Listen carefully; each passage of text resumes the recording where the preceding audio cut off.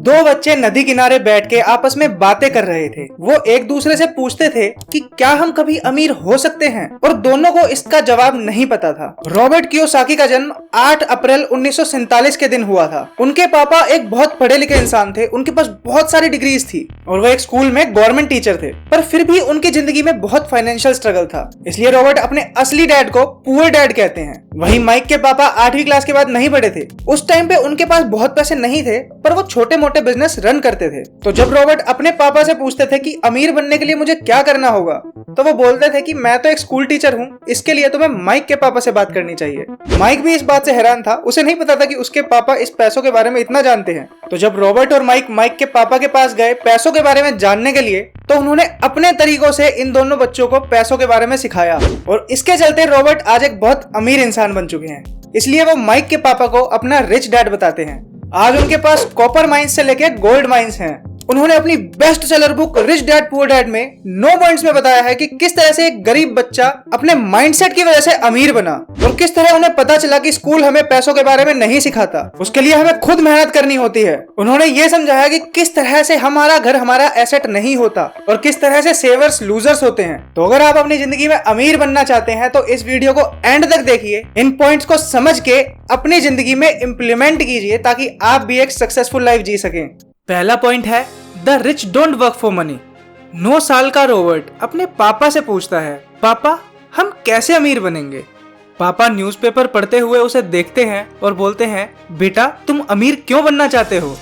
Robert बोलता है कि आज जिम्मी की मम्मी जिम्मी को और उसके 3 दोस्तों को अपनी गाड़ी में बैठा के उसके बीच हाउस ले गई, पर उन्होंने मुझे और माइक को मना कर दिया, ये बोल के कि तुम गरीब लड़के हो। उसके पापा एकदम से हैरान होके बोले, क्या उसने ऐसा कहा। रॉबर्ट दुखी होके बोला, हाँ पापा। उसके पापा ने थोड़ी देर रुक के उससे बोला, बेटा अगर तुम अमीर बनना चाहते हो तो तुम ये सीखो कि पैसे कैसे कमाए जाते हैं। तो रॉबर्ट ने बोला कि मैं पैसे कैसे कमाऊं। तो उसके पापा ने बोला कि बेटा अपना दिमाग इस्तेमाल करो। पर कहीं ना कहीं रॉबर्ट को पता चल चुका था कि उसके पापा के पास सारे जवाब नहीं हैं। रॉबर्ट और माइक जब दूसरे बच्चों को देखते थे तो वो भी चाहते थे कि उनके पास नया नया सामान हो, नई साइकिल हो। तो उन्होंने मिलकर फैसला किया कि वो ये पता लगाएंगे कि पैसों को किस तरह से कमाया जाता है। तो दोनों ने मिलकर ये फैसला किया कि वो माइक के पापा के पास जाएंगे ये पूछने के लिए कि वो पैसे कैसे कमा सकते हैं। हालांकि माइक भी कोई काफ़ी अमीर नहीं था, पर उसके पापा अलग अलग बिजनेसेस रन कर रहे थे, जैसे कंस्ट्रक्शन और रेस्टोरेंट का बिजनेस। तो जब रॉबर्ट और माइक उसके पापा का इंतजार कर रहे थे तो उसने देखा कि वहाँ पे 2 औरतें और एक आदमी काम कर रहे हैं। तो रॉबर्ट ने पूछा, ये कौन है। तो माइक ने बताया, ये मेरे पापा के लिए काम करते हैं। तो जब अपने काम खत्म करके माइक के पापा वापस आए तो रॉबर्ट ने उनसे उत्सुकता से पूछा, क्या आप हमें पैसे कमाना सिखाओगे। तो उन्होंने बोला कि हाँ मैं सिखाऊंगा, पर इसमें तुम्हें काम करना पड़ेगा, ये स्कूल की पढ़ाई की तरह नहीं होगा। रॉबर्ट सोच ही रहा था, तभी माइक के पापा ने बोला कि तुम्हें सबसे पहला लेसन ये सीखना है कि तुम्हें क्विक डिसीजन लेने हैं। तो अगर तुम सीखना चाहते हो तो मुझे अभी जवाब दो। थोड़ी सी हिचकिचाहट के साथ दोनों बच्चों ने हाँ बोल दिया। हालांकि इसका मतलब था कि अब वो बाहर जाके गेम नहीं खेल सकते। तो अब दोनों बच्चे माइक के पापा के बिजनेस में 10 सेंट कमा रहे थे 1 घंटे के, जहाँ वो हर शनिवार काम करते थे। जब ये बात रॉबर्ट के पापा को पता चली तो उन्होंने रॉबर्ट को बोला कि ये तो चाइल्ड लॉज के खिलाफ है, और अगर तुम पैसे कमाना चाहते हो तो कम से कम 25 सेंट लो 1 घंटे के, और अगर वो ऐसा नहीं करते तो तुम उस जॉब को क्विट कर दो, क्योंकि उनका मानना था कि इतने कम पैसों में काम नहीं करना चाहिए। तो रॉबर्ट माइक के पापा के पास बात करने के लिए गया, तो माइक के पापा ने उसे बाहर इंतजार करने के लिए बोल दिया, क्योंकि वो काम कर रहे थे। रॉबर्ट ने काफी देर वेट किया, फिर वो अंदर बड़े ही गुस्से से गया। उसने बोला, आप तो मेरा फायदा उठा रहे हो, आप बहुत लालची हो। आपने तो बोला था कि आप मुझे पैसा कमाना सिखाओगे, पर आप तो मुझे पैसा भी सही से नहीं दे रहे। माइक के पापा शांति से उसकी बातें सुन रहे थे। उन्होंने बोला कि जिंदगी में ये एक बहुत जरूरी लेसन है। जिंदगी हमेशा हमारे हिसाब से नहीं चलती। जब जिंदगी में हमारे सामने मुसीबतें आती हैं तो हमारे पास 2 चॉइसेस होती हैं, या तो हम गिव अप कर सकते हैं या फिर किसी को दोष दे सकते हैं, और अगर हम चाहें तो हम अपनी जिंदगी की रिस्पॉन्सिबिलिटी अपने हाथ में लेके आगे का काम कर सकते हैं। तो माइक के पापा ने रॉबर्ट से बोला कि तुम्हें दूसरों को दोष देने के बजाय अपना भविष्य का कंट्रोल अपने हाथ में लेना चाहिए। तुम्हें ये पता लगाना है कि तुम अपने पैसों को किस तरह से अपने लिए काम पे लगा सकते हो। ये उस रास्ते से अलग है जहाँ पे तुम पैसों के लिए काम करते हो। ज्यादातर लोग पैसों के लिए काम करते हैं, टैक्स देते हैं और फाइनेंशियल एजुकेशन के बारे में नहीं सीखते। पर अगर तुमने पैसों के बारे में सीखना है तो ये बहुत जरूरी है कि तुम ये पता लगा पाओ कि तुम पैसों को अपने लिए कैसे काम पे लगा सकते हो। उन्होंने बोला कि मैं जान के तुम्हें ये 10 सेंट 1 घंटे के दे रहा था ताकि तुम फाइनेंशियल एजुकेशन की कीमत समझ सको। तो रिच डैड का पहला लेसन ये था कि पुअर और मिडिल क्लास पैसों के लिए काम करते हैं, वहीं अमीर पैसों को अपने लिए काम पे लगाता है। उन्होंने रॉबर्ट को बोला कि ये चीजें हमें स्कूल में नहीं सिखाई जाती। जो रॉबर्ट के असली पिता थे, जिनको वो पुअर डैड बोलते हैं, वो उन्हें बोलते थे कि तुम्हें बहुत मेहनत करके पढ़ना है, अच्छे नंबर लाने हैं, एक अच्छी जॉब पानी है। क्योंकि उनका मानना था कि अगर तुम्हारे पास एक अच्छी जॉब सिक्योरिटी है और तुम्हारे पास हर महीने एक पेचेक आता है तो तुम्हारी जिंदगी सक्सेसफुल हो गई है। वहीं उनके रिच डैड का मानना था कि सिर्फ पैसों के लिए काम करना काफी नहीं है, तुम्हें अपने पैसों को काम पे लगाना आना चाहिए। उन्होंने रॉबर्ट को बोला कि तुम्हारे पिता बाकी लोगों की तरह रैट रेस में फंसे हुए हैं, जो हर महीने पैसे कमाते हैं, खर्च कर देते हैं और उसी साइकिल में घूमते रहते हैं।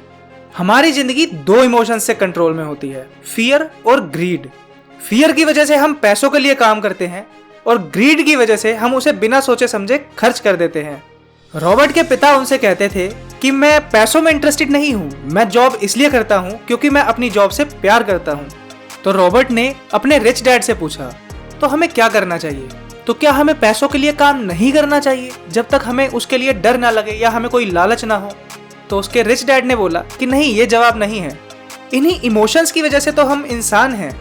इमोशन का मतलब है एनर्जी इन मोशन। तो उन इमोशंस को तुम्हें अवॉइड नहीं करना है, तुम्हें उसका सही तरह से यूज करना है। तो रॉबर्ट ने बोला, क्या आप मुझे एक एग्जांपल दे सकते हैं? तो रिच डैड ने बोला, बिल्कुल।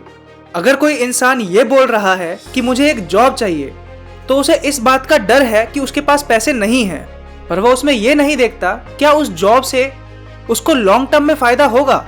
हम सबको अपने बिल भरने होते हैं, पर लोग अपने इसी डर की वजह से और अपनी चाहतों की वजह से ऐसे डिसीजंस लेते हैं जो उन्हें फ्यूचर में ज्यादा फायदा नहीं दे पाते। तो माइक ने पूछा, फिर इसका क्या सॉल्यूशन है? तो रिच डैड ने बोला कि अगर तुम पैसों को इग्नोर करोगे तो ये तुम्हें ग्रीड और फियर की तरफ ले जाएगा। जब एक एजुकेटेड सोसाइटी होती है और उनके पास पैसों की अच्छी नॉलेज होती है तो चीजों के दाम घटने चाहिए, पर चीजों के दाम बढ़ते चले जाते हैं। ये सब लालच की वजह से होता है और इसकी वजह से उनको नुकसान होता है जो वो चीजें अफोर्ड नहीं कर पाते।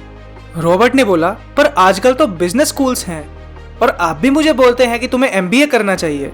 तो रिच डैड ने बोला कि बिजनेस स्कूल सिर्फ नंबर्स के बारे में बताते हैं, वो तुम्हें पूरी पिक्चर नहीं दिखाते। मैं चाहता हूं कि तुम वो चीजें सीखो जिसके लिए तुम्हें पैसों के लिए काम ना करना पड़े। तो माइक ने बोला, ये कैसे होगा? तो रिच डैड ने बोला कि तुम्हें अपने सोचने के तरीके पे कंट्रोल होना चाहिए, तुम्हें इमोशनली चीजों पे रिएक्ट नहीं करना। उन्होंने बोला कि मैंने बहुत सारे ऐसे लोगों को देखा है जिनकी जिंदगी पैसा चला रहा है, तुम अपने साथ वैसा मत होने दो, तुम पैसों की ताकत को समझो, उससे डरो मत। तो रिच डैड ने बोला कि आज से मैं तुम्हें पैसे नहीं दूंगा, आज से तुम्हें फ्री में काम करना है और ऐसे तरीके निकालने हैं जहां पे तुम उतना पैसा कमा सको जितना मैं तुम्हें नहीं दे सकता। बहुत सारे लोग सिक्योरिटी देखते रहते हैं और पैसों पे फोकस रखते हैं जो सैलरी से मिलता है, जिसकी वजह से वो बहुत सारी अपॉर्चुनिटीज मिस कर देते हैं। पर अगर तुम एक अपॉर्चुनिटी देखोगे तो तुम बहुत सारी अपॉर्चुनिटीज देखना शुरू कर दोगे। इस ट्रैप से बाहर निकलने का रास्ता यही है। तो जब रॉबर्ट और माइक वहां से बाहर निकल रहे थे तो उन्होंने देखा मिसेस मार्टिन, जो कि एक कॉमिक बुक स्टैंड चलाती थी, वो उन कॉमिक बुक्स को आधे में काट रही थी, जिसमें वो ऊपर का कवर रखती थी और बाकी फेंक देती थी, क्योंकि उन्हें वो कवर डिस्ट्रीब्यूटर को वापस देना होता था। तो रॉबर्ट और माइक को इसमें एक अपॉर्चुनिटी दिखी। उन्होंने उनसे बोला, क्या ये हम कॉमिक्स ले सकते हैं? वो मान गई। तो उन्होंने अपनी कॉमिक बुक लाइब्रेरी शुरू की, जहां पे कोई भी बच्चा 10 सेंट देके कितनी भी कॉमिक्स पढ़ सकता था। पर क्योंकि उनके पास समय नहीं था तो माइक की बहन को वहां पे लाइब्रेरियन के तौर पे बैठा दिया गया। ये एक सक्सेस साबित हुई। उनको अब हर हफ्ते $9.5 मिल रहे थे। पर वहां बच्चों की लड़ाई हुई, जिसकी वजह से कॉमिक बुक का बिजनेस बंद हो गया। पर अब बच्चों को समझ में आ चुका था कि फाइनेंशियल इंडिपेंडेंस का मतलब क्या है, पैसों को काम पे लगाने का मतलब क्या है। तब भी जब वो खुद काम नहीं कर रहे हों। तो अब उन्हें पता चल चुका था कि उन्हें क्रिएटिवली सोचना है और अपने पैसों को काम पे लगाना है, उन्हें पेचेक पे डिपेंडेंट नहीं रहना। अब हम आते हैं सेकंड पॉइंट पे, why teach financial literacy. Mike जब बड़ा हुआ था तो वो अपने पापा के बिजनेस को संभाल रहा था। वो अपने पापा से भी ज्यादा सक्सेसफुल बन चुका था। रॉबर्ट ने सोचा था कि वो 47 ईयर्स तक रिटायर हो जाएंगे, पर वो 37 ईयर्स तक ही रिटायर हो गए थे।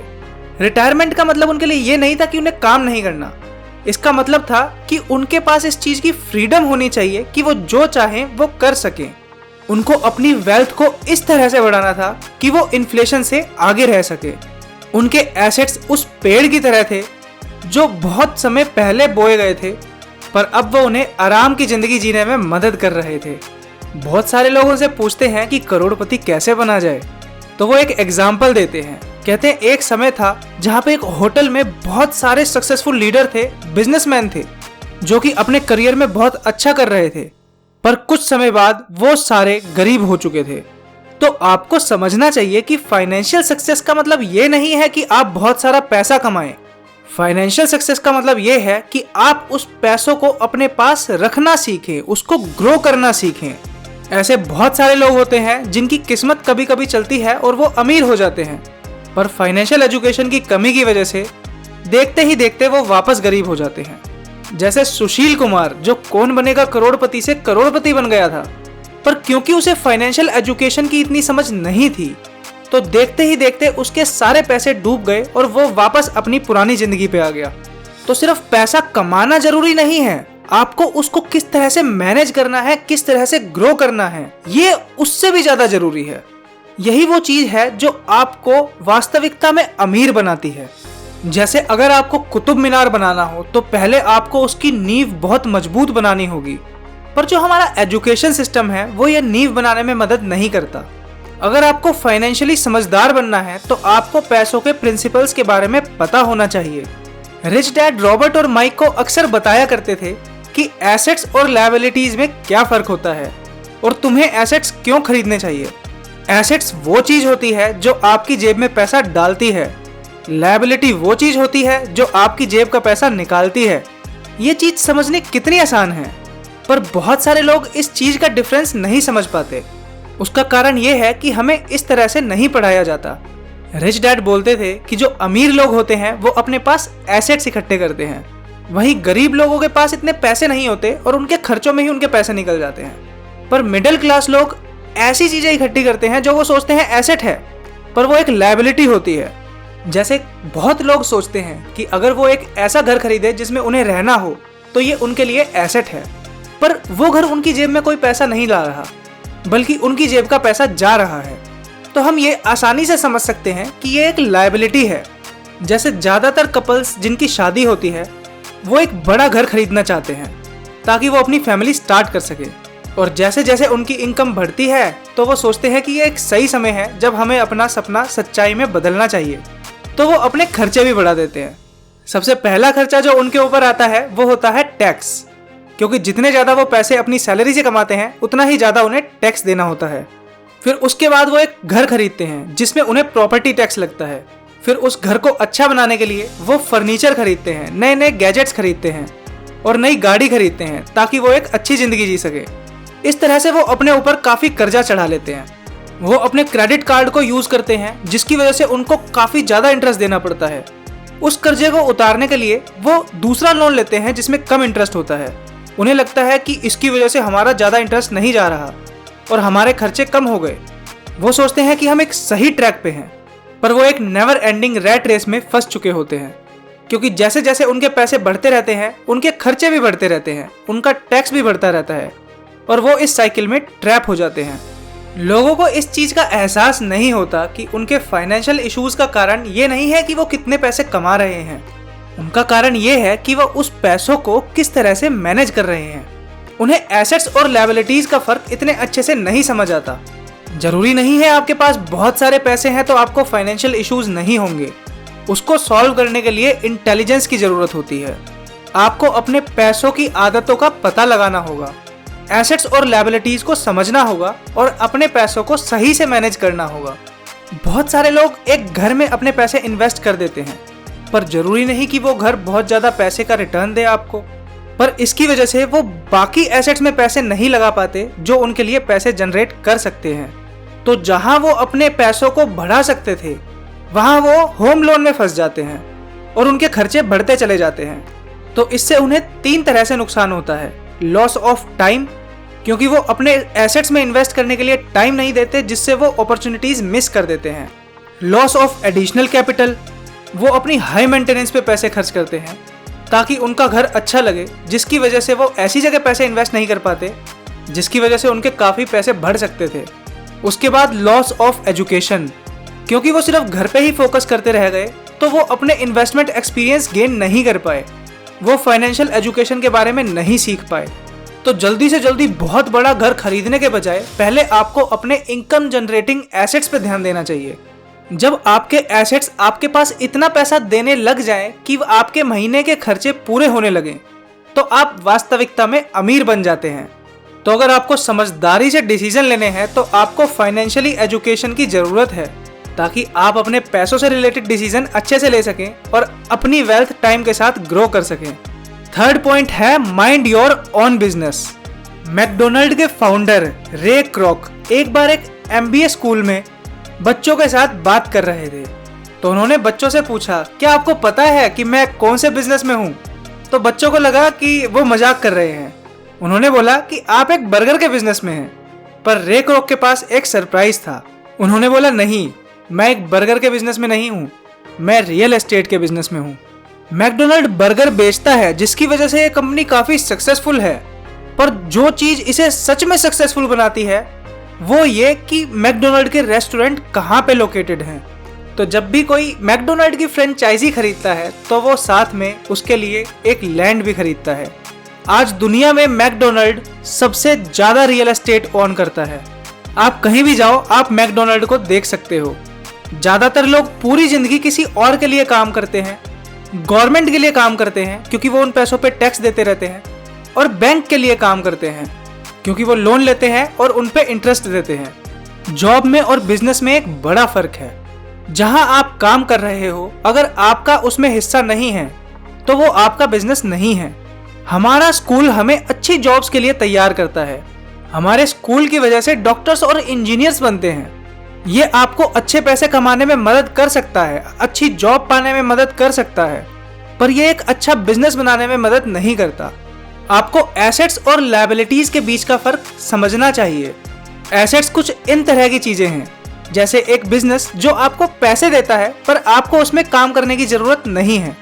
ऐसे स्टॉक्स जो आपको डिविडेंड देते हैं या फिर टाइम के साथ उनकी वैल्यू इंक्रीज होती है। ऐसे बॉन्ड्स जिससे आप पैसे कमा सकते हैं। ऐसा रियल एस्टेट जो आपको पैसा देता है, जैसे रेंटल इनकम। ऐसी रॉयल्टीज जिससे आपको पैसा मिल सकता है, जैसे म्यूजिक की, स्क्रिप्ट की और पेटेंट की रॉयल्टीज। और ऐसी कोई भी वैल्यूएबल चीज जो आपको पैसा कमा के देती है पर उसके लिए आपको काम नहीं करना पड़ता। रॉबर्ट के एजुकेटेड डैड उनसे बोलते थे कि तुम्हें एक सेफ जॉब करनी चाहिए, मेहनत करनी चाहिए, पैसों को बचाना चाहिए। वो इस बात पे विश्वास करते थे कि जॉब सिक्योरिटी ही एक अच्छी जिंदगी की चाबी है। पर रिच डैड रॉबर्ट को बोलते थे कि तुम्हें ऐसी चीजें इकट्ठी करनी चाहिए जिनको तुम प्यार करते हो, क्योंकि अगर तुम उनको प्यार नहीं करोगे तो तुम उनका ख्याल सही से नहीं रखोगे। रिच डैड को रियल एस्टेट से बहुत प्यार था। वो इस काम को लेके काफी पैशनेट थे। उनको रियल एस्टेट की शॉपिंग में मजा आता था।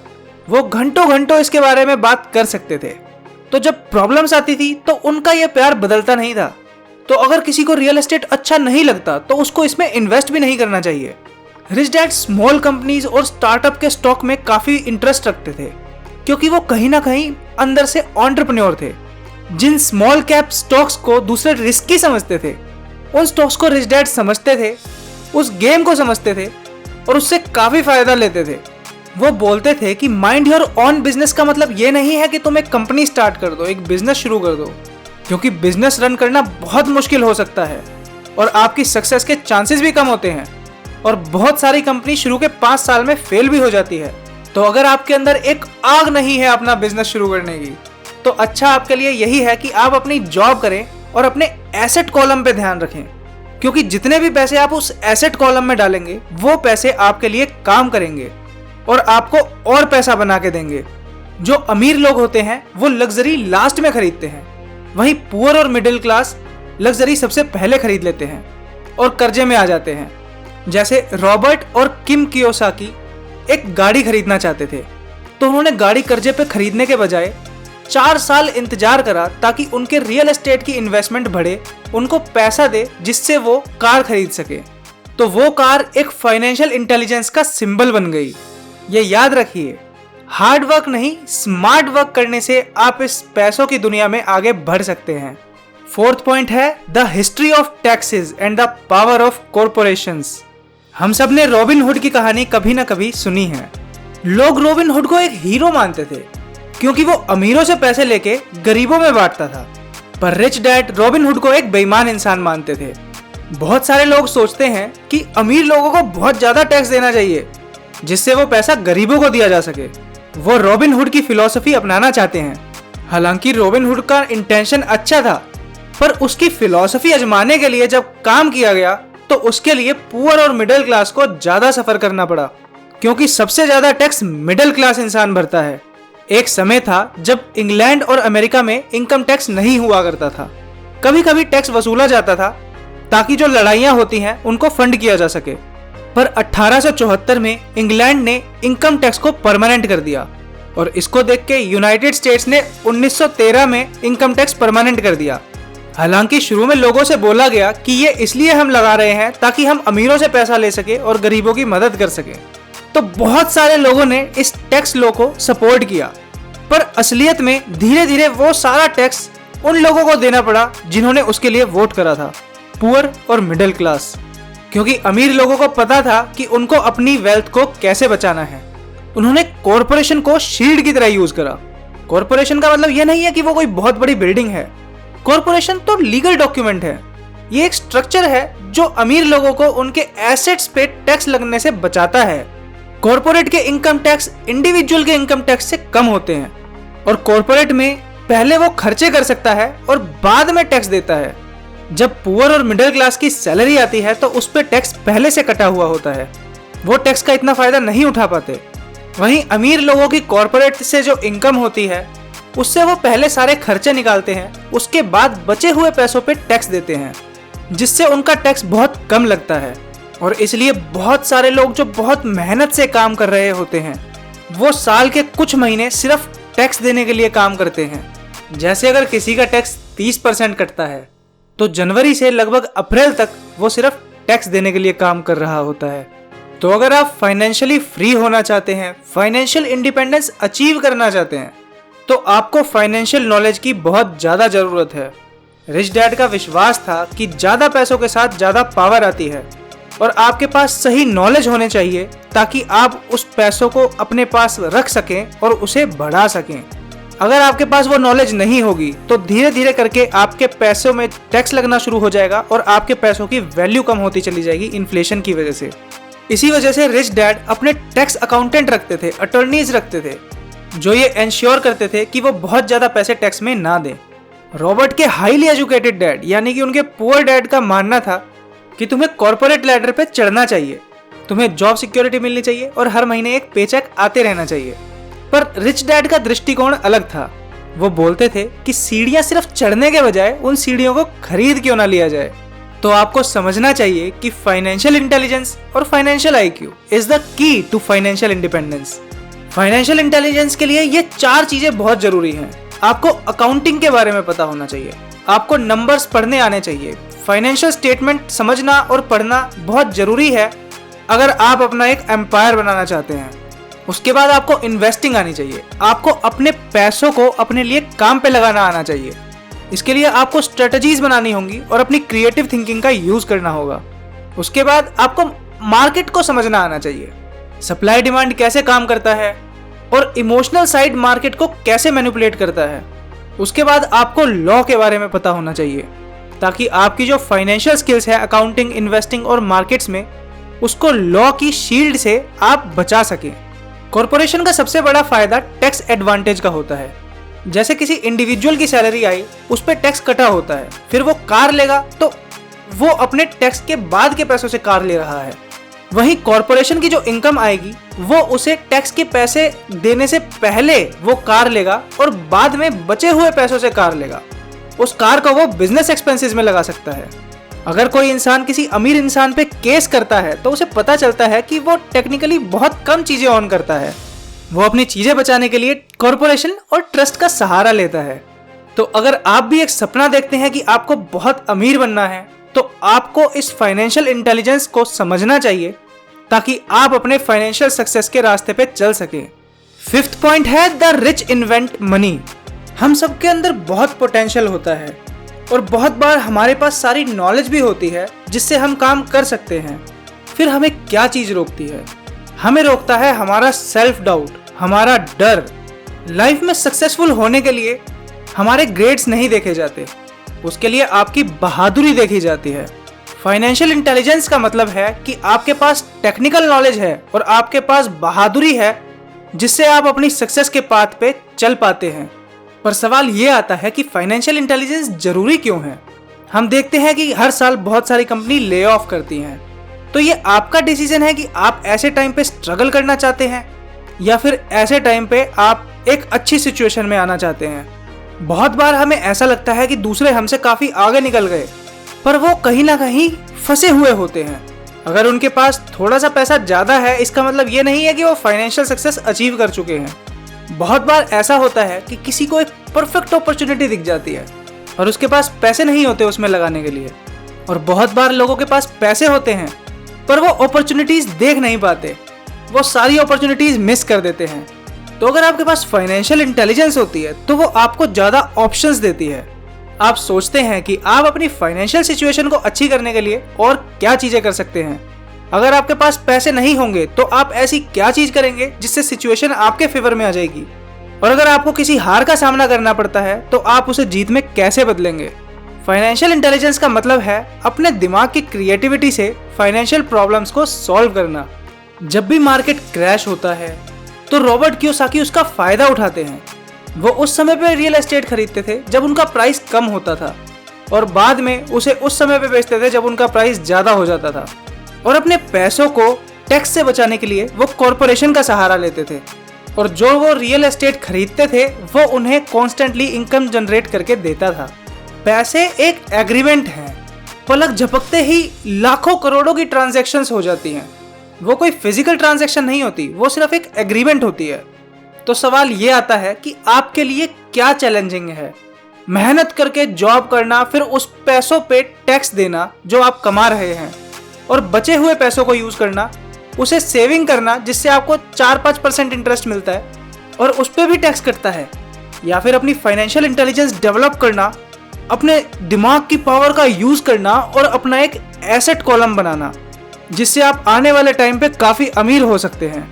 अगर आप एक अच्छा इन्वेस्टर बनना चाहते हैं तो उसके लिए आपको इन 3 क्रिटिकल स्किल्स की जरूरत है। आपको अपॉर्चुनिटीज को पहचानना आना चाहिए, जो दूसरे लोग इग्नोर कर देते हैं आपको उस अपॉर्चुनिटी को भी पहचानना आना चाहिए। उसके बाद आपको कैपिटल रेज करना आना चाहिए, आपको सिर्फ बैंक पे नहीं डिपेंड होना चाहिए इसके लिए। उसके बाद आपको एक नेटवर्क बनाना आना चाहिए, आपको स्मार्ट लोगों के साथ रहना चाहिए और जो उस फील्ड में एक्सपर्ट हैं उनसे एडवाइस लेते रहना चाहिए। एक इन्वेस्टर होते हैं जो इन्वेस्टमेंट को खरीदते हैं, दूसरे होते हैं जो उस इन्वेस्टमेंट को क्रिएट करते हैं। तो दूसरे तरह का इन्वेस्टर बनने के लिए आपको अपने अंदर ऐसी स्किल्स डेवलप करनी है और कैलकुलेटेड रिस्क लेना सीखना है। आपको यह समझना चाहिए कि फाइनेंशियल सक्सेस एक गेम है, कभी आप जीतते हैं, कभी आप सीखते हैं। तो आपको फेलियर को इस प्रोसेस का पार्ट मानना है और कभी भी डरना नहीं है इस चीज से, because winners are not afraid of losing. तो बहुत अमीर बनने का राज ये नहीं है कि आप क्या खरीदते हैं या आप क्या जानते हैं। इसका राज ये है कि आप अपनी फाइनेंशियल इंटेलिजेंस से अपने आप को कैसे गाइड करते हैं जिससे आप अपने सक्सेस के बीज बोते हैं, अपने एसेट कॉलम में एसेट्स बनाते हैं जिससे आपकी वेल्थ इंक्रीज होती है और आपका फ्यूचर फाइनेंशियली सिक्योर हो जाता है। उसके लिए आपको रिस्क अवॉइड नहीं करना होता, आपको उसको मैनेज करना होता है अच्छी तरह से। 6th पॉइंट है work to learn, don't work for money. एक बार एक जवान औरत जो कि एक बेस्ट सेलिंग ऑथर बनना चाहती थी क्योंकि उसके अंदर राइटिंग का टैलेंट था। और उसके आर्टिकल्स भी काफी अच्छे होते थे। वो रॉबर्ट कियोसाकी का इंटरव्यू ले रही थी और अपनी एस्पिरेशंस उनके साथ शेयर कर रही थी। तो रॉबर्ट उसकी स्किल से काफी इम्प्रेस हुए और रॉबर्ट ने उससे पूछा कि आप अभी तक फिर बेस्ट सेलिंग ऑथर बने क्यों नहीं। तो औरत ने बोला कि उसका काम कहीं जा नहीं रहा, उसके पास एक स्टेबल जॉब है पर उसके नॉवेल्स ज्यादा बिकते नहीं हैं। तो रॉबर्ट ने उनसे बोला कि आप सेल्स स्किल्स क्यों नहीं सीखते। उसने बोला सेल्स स्किल्स, सीरियसली? रॉबर्ट ने बोला कि ये सिर्फ सेल्स पर्सन बनने के लिए नहीं है, ये आपके राइटिंग टैलेंट को आपकी सेलिंग एबिलिटी से मिला के आपको बेस्ट सेलिंग ऑथर बना सकता है। औरत सोच रही थी कि मैं तो एक प्रोफेशनल राइटर हूँ, मैं कोई सेल्स पर्सन थोड़ी हूँ, सेल्स पर्सन तो सिर्फ पैसों की परवाह करते हैं। तो रॉबर्ट कियोसाकी ने अपनी बुक की तरफ इशारा करते हुए कहा कि मैं एक बेस्ट सेलिंग ऑथर हूँ। यहाँ पे कहीं पे भी ये नहीं लिखा कि बेस्ट राइटिंग ऑथर, यहाँ पे लिखा है बेस्ट सेलिंग ऑथर। तो अगर तुम सेल्स सीखोगी तो तुम अपने काम को ज्यादा लोगों तक पहुंचा सकती हो, जिससे तुम एक बेस्ट सेलिंग ऑथर बन सकती हो। तो अगर आपके पास कुछ टैलेंट्स हैं तो आप उसको अपनी नई स्किल्स के साथ मिला के अपने लिए सक्सेस के दरवाजे खोल सकते हैं।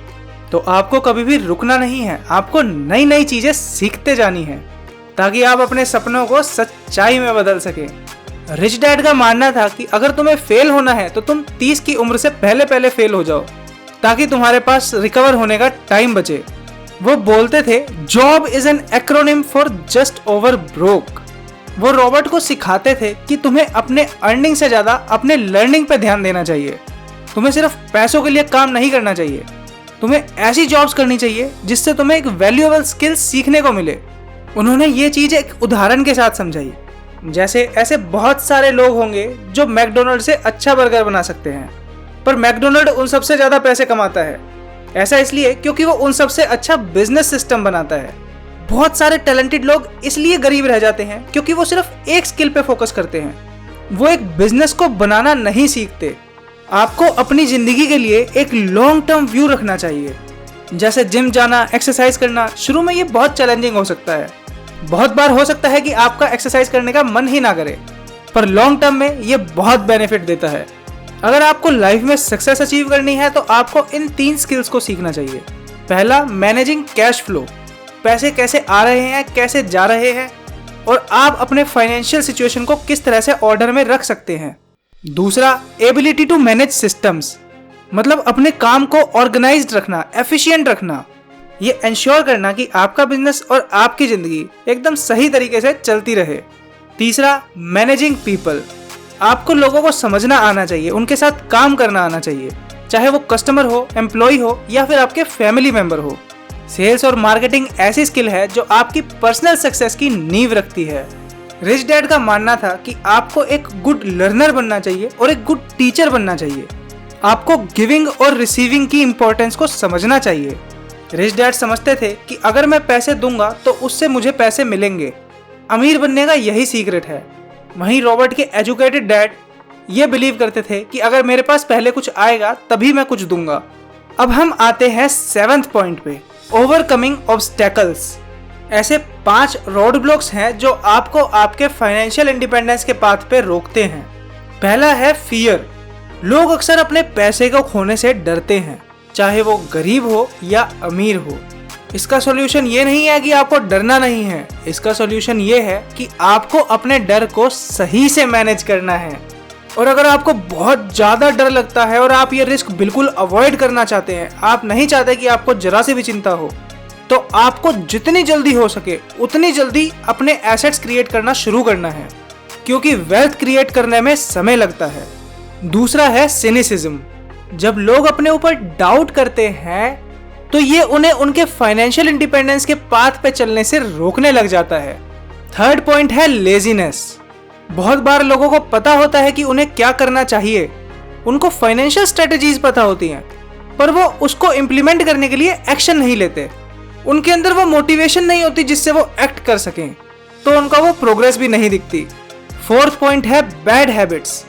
ऐसी हैबिट्स का पता लगाइए जो आपकी फाइनेंशियल ग्रोथ को रोक रही है, जैसे ओवर स्पेंडिंग या फिर प्रोक्रास्टिनेटिंग।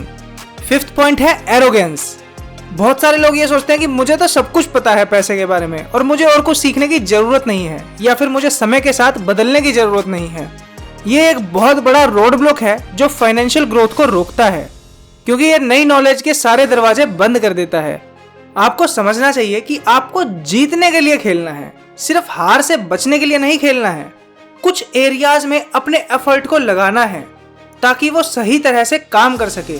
उसे बहुत ज्यादा जगह बांटना नहीं है, क्योंकि जो इंसान फोकस्ड होता है वही सही से प्रोग्रेस करता है और अपने फाइनेंशियल इंडिपेंडेंस के पाथ पे सही से चलता है। कुछ चीजें जो आपको आनी चाहिए, जैसे अपनी फेलियर को हैंडल करना आना चाहिए, आपको अपने सेल्फ डाउट को ओवरकम करना आना चाहिए, और ऐसी चीजें जो आप नहीं चाहते उनको अपना रोड ब्लॉक बनने के बजाय अपॉर्चुनिटी में कन्वर्ट करना आना चाहिए। बहुत सारे लोग अपनी जिंदगी में डेली रूटीन में बिजी होने लग जाते हैं, जिससे वो अपनी जिंदगी के बहुत बड़े एस्पेक्ट्स से सामना करने से बचते हैं। कुछ लोग टीवी देखते रहते हैं, अपनी कोई काम करते रहते हैं, हॉबीज अपना एंजॉय करते रहते हैं या शॉपिंग करते रहते हैं। ये वो इसलिए कर रहे होते हैं क्योंकि वो कुछ महत्वपूर्ण चीज से बचना चाहते हैं, और जब उन्हें उस बात का एहसास दिलाया जाए तो उन्हें गुस्सा भी आने लग जाता है। तो इस टाइप की लेजीनेस को दूर करने के लिए क्या जरूरी है? इसके लिए थोड़ा सा ग्रीड जरूरी है, पर ये लिमिट में होना चाहिए, क्योंकि बहुत ज्यादा लालच भी आपके लिए बुरा साबित हो सकता है। रिच डैड का मानना है कि आपको इस तरह से नहीं सोचना चाहिए कि I can't afford it.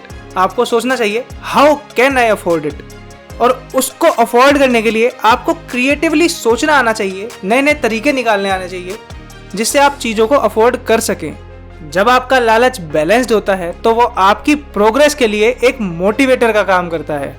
8th point है गेटिंग स्टार्टेड। अपने लिए अच्छी अपॉर्चुनिटीज ढूंढना और उससे अमीर बनना एक साइकिल चलाने की तरह है। शुरू में तो बड़ी मुश्किल होती है, हो सकता है आप गिर जाओ बहुत बार, पर प्रैक्टिस के साथ साथ आप बड़ी आसानी से साइकिल चला लेते हो और एक जगह से दूसरी जगह बिना ये सोचे जा सकते हो कि ये साइकिल कैसे चल रही है। आपको ये समझना चाहिए कि आपका दिमाग आपका सबसे पावरफुल एसेट है। आपको अपनी एजुकेशन में इन्वेस्ट करना चाहिए, बुक्स पढ़नी चाहिए, सेमिनार्स अटेंड करने चाहिए और एक्सपर्ट्स को सुनना चाहिए। अगर आप ऐसा करते हैं तो आप उनके एक्सपीरियंसेस से सीखते हैं, तब भी जब आप उनसे डिसएग्री करते हैं शुरू में। अमीर बनने का सीक्रेट ये नहीं है कि आपके दोस्त अमीर हैं या फिर आप बहुत सारा पैसा कमा रहे हैं। इसका मतलब है कि आपके पास जो लोग हैं आप उनसे लगातार सीख रहे हैं। आपको अपनी जिंदगी में काफी कुछ सीखना होता है, तो अगर आप एक फॉर्मूला को मास्टर कर लेते हैं तो आपको नए फॉर्मूला को मास्टर करने के लिए तैयार रहना चाहिए, और आपके अंदर सेल्फ डिसिप्लिन होना चाहिए। सेल्फ कंट्रोल ही आपको सक्सेस दिला सकता है। आपको पे योरसेल्फ फर्स्ट का फॉर्मूला अपनाना चाहिए, जिसमें आप अपने खर्चों से पहले अपने इनकम का कुछ हिस्सा इन्वेस्ट कर दें या फिर सेव कर दें। आपको अपने लिए कोई हीरो चूज करना चाहिए। याद है बचपन में हम एक हीरो चूज किया करते थे, जिसकी वजह से हमें विश्वास होता था कि हम मुश्किल से मुश्किल काम कर सकते हैं, क्योंकि अगर हमारा हीरो कर सकता है तो हम भी कर सकते हैं। इसी तरह से रॉबर्ट फाइनेंस की दुनिया में वॉरेन बफे और डोनाल्ड ट्रम्प को एडमायर करते हैं, क्योंकि वो उनकी स्ट्रेटजीज से सीखते हैं, फिलॉसफीज से सीखते हैं, और उनको विश्वास होता है कि अगर वो कर सकते हैं तो मैं भी कर सकता हूँ। और आपको पावर ऑफ गिविंग पता होनी चाहिए। Teach and you shall receive. Rich dad का मानना था कि अगर तुम्हें कुछ चाहिए तो पहले वो चीज दे दो। उनके पास बहुत पैसे नहीं होते थे, फिर भी वो चैरिटी में पैसे देते रहते थे, क्योंकि उनका मानना था कि अगर तुम्हें पैसे चाहिए तो पहले पैसे देना शुरू करो।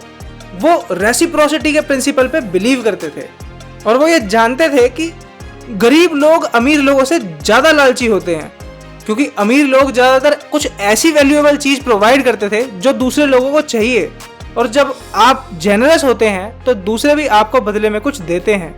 तो आप इस प्रिंसिपल को भी याद रखिए, give and you shall receive. 9th point है still want more, here are some to dos. तो ये कुछ प्रैक्टिकल स्टेप्स हैं जो आप अपना सकते हैं। स्टेप 1 है स्टॉप एंड एसेस। आप अपनी जिंदगी में बीच बीच में रुकिए और अपनी जिंदगी को इवैल्यूएट कीजिए कि क्या काम कर रहा है और क्या काम नहीं कर रहा है। अपने अनसक्सेसफुल एक्शन को रिपीट करने से आपको सक्सेस नहीं मिलेगी। अगर आपको अलग रिजल्ट चाहिए तो आपको वो काम करना छोड़ना होगा जिसकी वजह से वो रिजल्ट आ रहे हैं, और ऐसा काम करना पड़ेगा जिसकी वजह से आपके डिजायर्ड रिजल्ट आए। स्टेप 2 है सीक न्यू आइडियाज। आपको नई नई नॉलेज सीख करनी है, नए नए आइडियाज सीख करने हैं, और जो आपको अपने लिए सही लगे उस पर आपको एक्शन लेना है। स्टेप 3 है लर्न फ्रॉम अदर्स। आपको अच्छी मेंटरशिप लेनी है, अच्छे लोगों को साथ में रखना है जो उस फील्ड में एक्सपर्ट हो, जिनसे आप सीख सकें। 4th स्टेप है एजुकेशन। एजुकेशन आपकी प्रायोरिटी होनी चाहिए, क्योंकि अगर आप अपने आप को फाइनेंशियली एजुकेट करेंगे तभी आप रैट रेस से बाहर निकल सकते हैं। 5th स्टेप है मेक ऑफर्स। कई बार आपको नहीं पता होता कि क्या मैं अगर बहुत कम प्राइस बोल दूंगा तो क्या वो मुझे चीज मिल जाएगी, पर आपको हमेशा अपना ऑफर रखना चाहिए, क्योंकि अगर आपको आपके प्राइस पे वो चीज मिल गई तो आपको उस पर काफी बेनिफिट हो सकता है। 6th स्टेप है एक्सप्लोर एक्टिवली। आपको लगातार नई अपॉर्चुनिटीज को ढूंढना है, नए लोगों से बात करनी है, ऑफर्स देने हैं, नेगोशिएट करना है और रिजेक्शन और एक्सेप्टेंस के लिए ओपन रहना है। 7th स्टेप है ऑब्जर्व एंड रिपीटिशन। आपको अपनी चीजों को ऑब्जर्व करना है और कंसिस्टेंटली काम करते जाना है, जिससे आपको धीरे धीरे सक्सेस मिलनी शुरू हो जाएगी। 8th स्टेप है शॉप फॉर बार्गेन्स। आपको सेल से बचना नहीं है। सेल के टाइम पे ही आपको सारा सामान खरीदना चाहिए, क्योंकि जिस प्राइस पे आप खरीदते हैं वही आपके प्रॉफिट डिफाइन करता है। 9th स्टेप है look in the right places. जहां पे डिमांड बहुत ज्यादा हो और सप्लाई बहुत कम हो, ऐसी जगह के मुकाबले आपको ऐसी चीजें खरीदनी चाहिए जहां पे डिमांड बहुत कम हो और सप्लाई बहुत ज्यादा हो, और वहां पे आने वाले समय में सप्लाई कम होने वाली हो और डिमांड ज्यादा होने वाली हो। 10th स्टेप है थिंक बिग। बहुत बार ऐसा हो सकता है कि आप अकेले एक चीज नहीं खरीद सकते, तो आपको टीम बनानी है अपने दोस्तों के साथ या फिर ऐसे लोगों के साथ जो आपकी मदद कर सकते हैं, जिससे आप सबको काफी फायदा हो सकता है। 11th पॉइंट है लर्न फ्रॉम हिस्ट्री। जितने भी सक्सेसफुल लोग हैं आप उनकी स्टोरीज को देख के इंस्पायर होते हैं, जिससे आप अपने पाथ पे डटे रहते हैं। 12th स्टेप है टेक एक्शन। आपको ये समझना चाहिए कि एक्शन ऑलवेज ट्रम्प्ड इनएक्शन। तो आपको अपने फाइनेंशियल गोल की तरफ लगातार एक्शन लेते रहना है। ये याद रखिए कि आपके पास 2 प्रेशियस गिफ्ट हैं, आपका दिमाग और आपका समय, और ये आपकी रिस्पॉन्सिबिलिटी है कि आप उन दोनों को सही तरीके से इस्तेमाल करें। आपके हाथ में जितने भी पैसे आ रहे हैं ये आपको अपॉर्चुनिटी देते हैं जिससे आप अपना फ्यूचर बना सकते हैं। तो अपने पैसों के साथ समझदार बने, अपनी फाइनेंशियल एजुकेशन में इन्वेस्ट करें और अमीर बनने के लिए अपने गोल सेट करें। ड्रैगन्स परसेप्शन में हम बिलीव करते हैं कि अगर इंसान को सही गाइडेंस मिले तो वो अपना मैक्सिमम पोटेंशियल अचीव कर सकता है। हम लोगों को उनका मैक्सिमम पोटेंशियल अचीव करवाना चाहते हैं। अगर आपको लगता है कि हम एक अच्छा काम कर रहे हैं तो आप ड्रैगन्स परसेप्शन से जुड़ सकते हैं। आप और हम मिलके इस दुनिया को एक बेहतर दुनिया बना सकते हैं।